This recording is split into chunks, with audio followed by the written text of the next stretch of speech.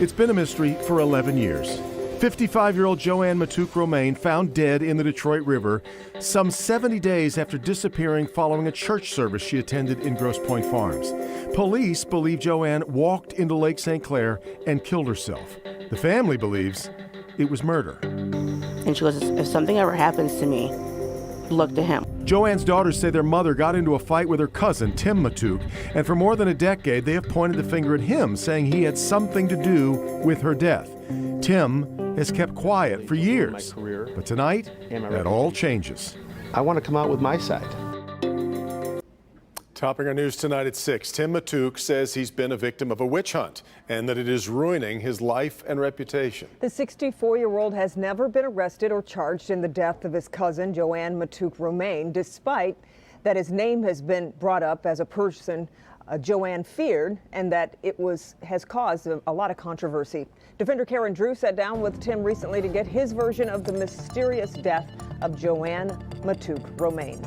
Kim, Devin, the question, was it murder? Was it suicide? Did he ever threaten his cousin, JoAnn Matouk Romain? Those are just some of the questions I asked Tim Matouk, questions we have been waiting 11 years to ask. What made you decide you want to talk? Well, now the lawsuits are over, and there's really nothing more for me except for trying to clear my name. Tim Matouk is an investigator for Wayne County Prosecutor Kim Worthy's office. He's worked on many notable cases. He's been in law enforcement for more than 3 decades. When JoAnn died, he was a Harper Woods police officer at the time. So tell me about your relationship with JoAnn Matouk. You know, I've always had a good relationship with JoAnn. Matouk says his image has been tarnished because of accusations from JoAnn Matouk Romain's children. I never thought we had an issue. That's why I made that phone call. They asked her, why would she go say that? The phone call he's talking about happened a few weeks before JoAnn died. JoAnn's daughters say they remember it well. We all of a sudden just hear yelling, like, at this person. We're like, well, what the heck's going on? And she's like, you need to... I never said you were the root of everyone's problems. I told you to keep your nose out of everyone's business. JoAnn hung up, giving that warning. You know, if something happens, look to Tim. Michelle Romain said her mother never gave her specific details, but was worried. Weeks later, JoAnn would be dead. Tim says the call was all about a family fight over JoAnn's brother, John, who has a criminal record writing checks with insufficient funds. Why were you calling her? I said, JoAnn, why would you go around telling people that I'm the reason why John Matouk has so many problems? She responded she didn't want to talk to me and that I was a troublemaker, and she hung up the phone. I mean, the conversation couldn't have lasted more than a minute. I mean, I've never done nothing to her, and I've never done nothing to him. But apparently, their feeling was my involvement in law enforcement must have been the reason. I don't know. Other than that, I can't explain it. Now, to the night JoAnn went missing back in January of 2010.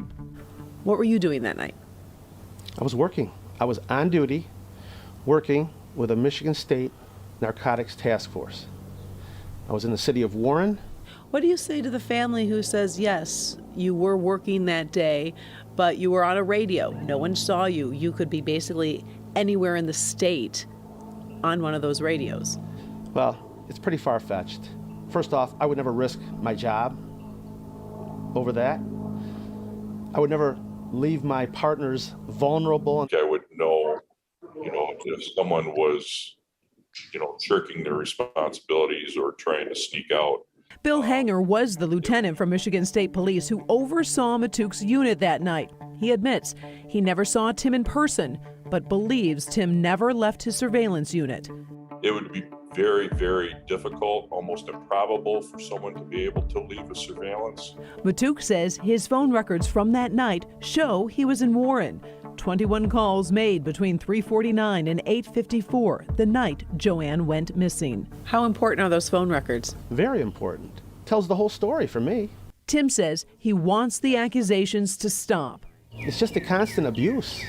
It's just a constant harassment.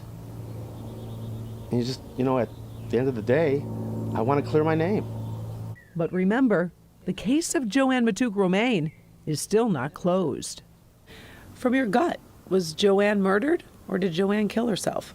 In my opinion, there's one set of footprints that go down to the water. That says a lot. None return. Now, whether she went down there for whatever reason and slipped and fell in, who knows? Oh, there's a lot of questions about those footprints, the crime scene. That's not all we wanted to ask Tim Matouk. So our interview and the questions you want asked continues tonight at 10. So make sure to join